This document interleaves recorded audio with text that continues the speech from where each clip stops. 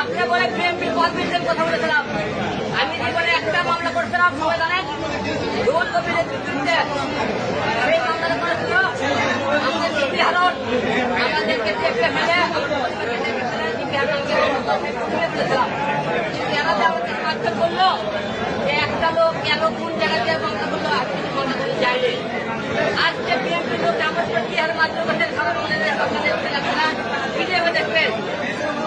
BNP আজকে ক্ষমতা আসতে আসতে আমাদের তো এত পাওয়ার কাজ করলো। বিএনপি ক্ষমতা কাছে মানুষ করেন জবগত বিরোধী, আজকে তার প্রমাণ দেখেন।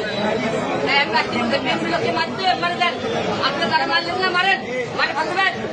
আমি আর হিরো মারা গেলে 100 হিরো দেওয়া থাকবে, কিন্তু আপনারা যারা মারধর করলেন আজকে আমাকে মনে করেন না যে আপনার বিএনপির লোকেরা দেশ, আপনারা এখনই বাংলাদেশের প্রধানমন্ত্রী হয়ে গেছেন, আপনারা দিয়ে মারধর করলেন, আপনাদের বিষয়ে অবশ্যই বাংলা করতে হবে।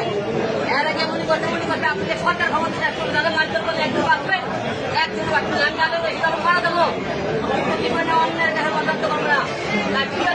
যারা দেখেন আপনারা আমাদের মাঠে ঘুরতে দেখেন, বিএনপির লোকেরা আজকে আমার উপরে হামলা করেছে।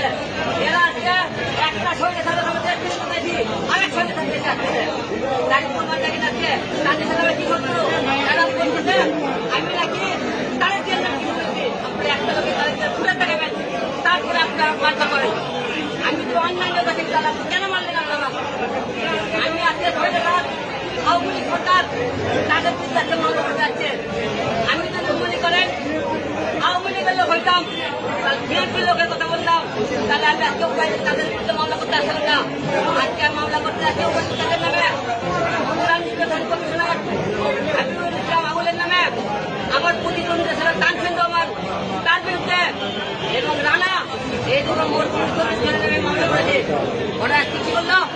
আমি কি বিএনপির লোকের মামলা করে আছে? আমি বিএনপির ওপর আমাদের লোকেরা যারা হামলা করেছে তাদেরকে প্রতিরোধ করতেছে, আর আপনারা আমার মারধর করলেন। তাতে কি বোঝা যাইতেছে?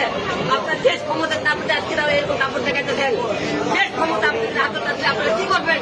তাই আজকে সারা বাংলাদেশ এই জনতা সারা বিশ্বের কাছে প্রশ্ন থাকলো যে আজকে বিএনপি লোককে আপনার ক্ষমতা না মারধর করলো, অন্যায়ভাবে অত্যাচার করলো, এক দেশের সারা বাংলাদেশের পুরো ম্যাচ দিয়ে গেলাম।